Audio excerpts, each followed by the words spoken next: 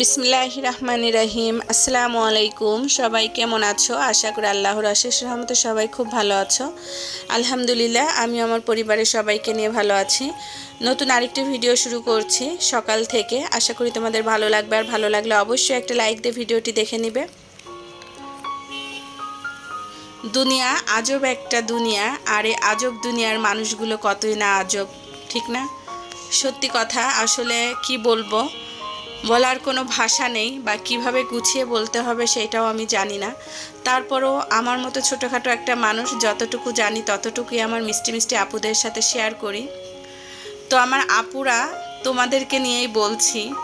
আসলে আমরা কিন্তু কেউ কাউকে দেখিনি, জাস্ট আমরা ভিডিও দেখি। তাই আমাদের প্রতি এতটা ভালোবাসা।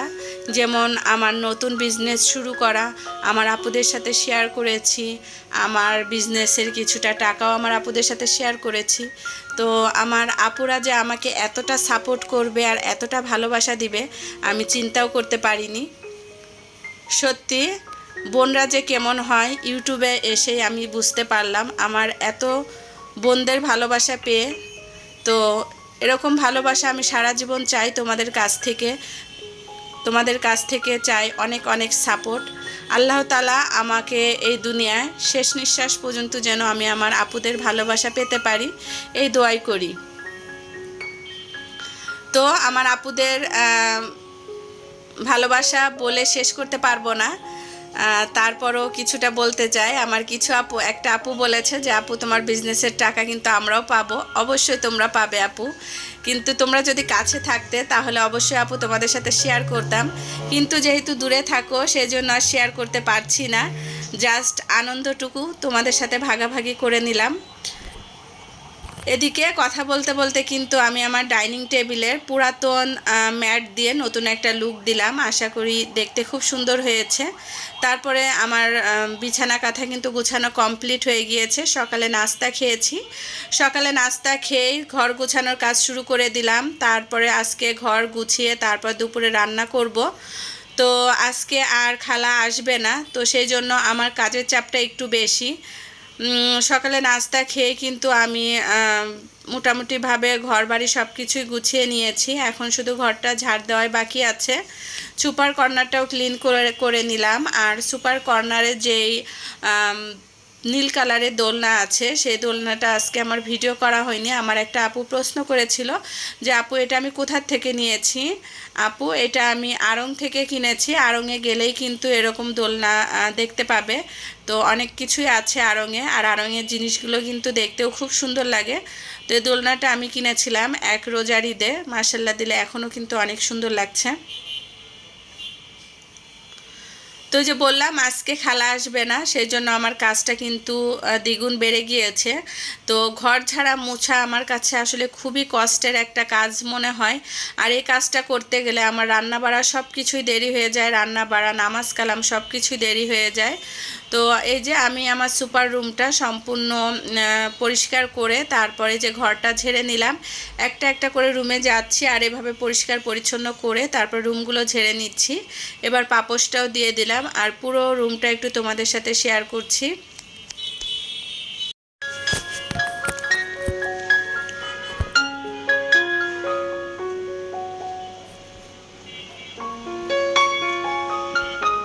ভিডিও ছোট হোক আর বড় হোক, ভিডিও করাটা কিন্তু অনেক সময়ের ব্যাপার। আর এই ভিডিও করতে গেলে কিন্তু আমাদের সংসারের সব কাজ পিছিয়ে যায়। তো দেখো, অফ ক্যামেরায় আমি খুব তাড়াতাড়ি কিন্তু এই চচ্চড়িটা করে নিলাম। আর আমি সংসারের কাজ করতে করতে কিন্তু ডাল আর ভাত রান্না করে নিয়েছি। যেহেতু আমার মেয়ে খেয়ে খুব দ্রুত ব্যাচে চলে যাবে, সেই জন্য আমি তাড়াহুড়া করে চচ্চড়ি, ডাল আর ভাতটা রান্না করে নিয়েছি। তারপরও সে সময়ের জন্য খেতে পারলো না, পরোটা আর ডিম পোস্ট খেয়ে চলে গিয়েছে। তো সেই জন্য খুব খারাপ লাগছিল যে, ওই যে বললাম না, হেল্পিং হ্যান্ড না থাকলে আমার সব কাজ দেরি হয়ে যায়। তো সেইটাই হলো আর কি, আমার মেয়ে না খেয়ে চলে গেল। তো খুবই খারাপ লাগছে। এখন আর কিছুই করার নেই। তো চচ্চড়িটা রান্না কমপ্লিট করে এবার আমি আজকে গরুর কলিজা ভুনা করছি। ভুনা করব না, আলু দিয়ে একটু ঝোল ঝোল করব। আর এই ঝোল তরকারিটা খেতে আমার ছোটো মেয়ে খুব পছন্দ করে। তো চিন্তা করলাম একটু ঝোল ঝোল রাখবো। আর ডাল হলে তো তাদের কোনো কথাই নেই।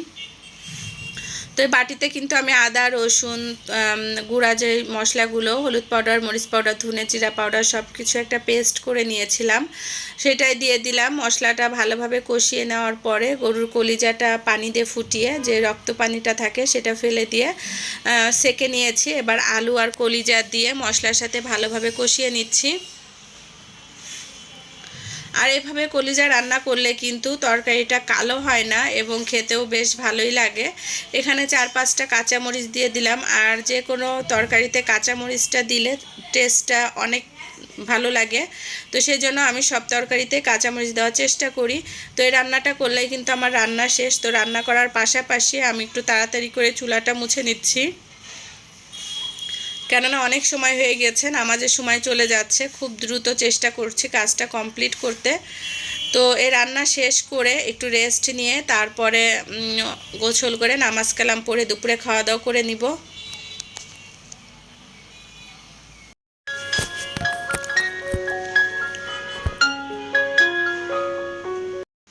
তো এদিকে এসে একটু কদবেল খাচ্ছি আর বাইরের পরিবেশ দেখছি। দুপুরবেলা একটু টক খাবার খেতে আমার কাছে খুবই ভালো লাগে। রান্না বাড়া কমপ্লিট করে একটু রেস্ট নেওয়ার সময় এই টকটা আমি খাই। তো আমার কাছে কিসের জন্য যেন ভালো লাগে, আপুদের কাছে কেমন লাগে জানাবে। আর এই কদবেলটা কিন্তু একদম গাছ পাকা কদবেল ছিল, খেতে দারুণ লাগছিল। কেউ নজর দিও না কিন্তু আপু, তোমরা নজর দিলে কিন্তু আমার কিছুই হবে না, কেননা তোমরা তো আমার প্রিয় বোন, আমার ভালোবাসার মানুষ। ভালোবাসার মানুষেরা নজর দিলে কিছুই হয় না। আর এদিকে আমার তরকারি রান্না কমপ্লিট হয়ে গিয়েছে। এবার উপর থেকে কিছুটা গরম মশলা পাউডার ছিটিয়ে দিয়ে এটা নামিয়ে নিব। আর অল্প কিছুদিনের ভিতরে আমার এই ফ্রাই প্যানটা নষ্ট হয়ে গিয়েছে, বেশি দিন ব্যবহার করলাম না। আসলে কিয়ামের জিনিসগুলোই বেশি ভালো, এটাও কিয়ামের, কিন্তু তারপর এটা নষ্ট হলো কেন বুঝলাম না। তো এখন টেবিলে খাবারগুলো দিয়ে দিব। এই যে খুবই মজার চচ্চড়ি, আর এদিকে রান্না করেছি কলিজা আলু দিয়ে একটা ঝোল ঝোল তরকারি। তো আলহামদুলিল্লাহ এটা দিয়ে আমাদের দুপুরের খাবার কমপ্লিট হবে। আর দুটো খাবারই ছিল দারুণ।